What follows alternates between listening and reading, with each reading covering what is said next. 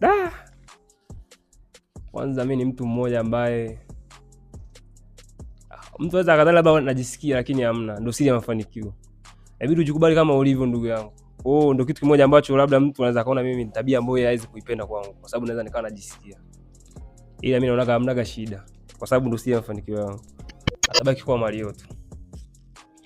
Kwa sababu ni Mnyamwezi mmoja ambaye namkubali, anapendeza, ana mambo mengi. Yaani ukifuatia lifestyle yake, ni mtu mmoja ambaye anaishi maisha yake, afiki maisha. Kwa hiyo atabaki kuwa icon yangu.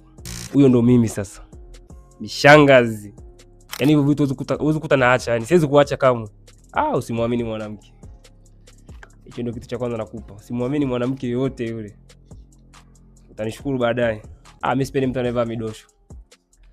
Yaani unavaa nguo mdosho. Wanangu wanaita famba, unavaa nguo famba. Hao watu nawachukia sana. Mimi mwanamke yote muongo lazima niumize kwenye mahusiano. Akishaita janja hizi, ananitoa kwenye mood. Ndugu yangu mimi nagaraliza vibaya.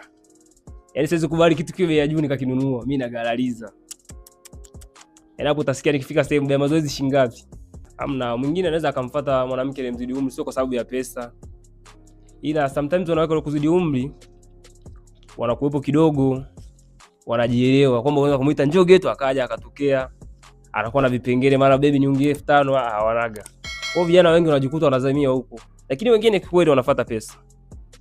Ni kuendana na mtu jinsi alivyomuelewa mwanamke wake. Bahata wapi tunadili na kuandaa event tofauti ndani na nje ya nchi. Kwa mfano tulikuwa tuna show ya Mbosso Dodoma. Pia tulikuwa tuna show nyingine ya Harmonize ambayo imeahirishwa tarehe 7 Novemba ambayo tutaifanya tarehe 13 February. Hii hapa Let's Know.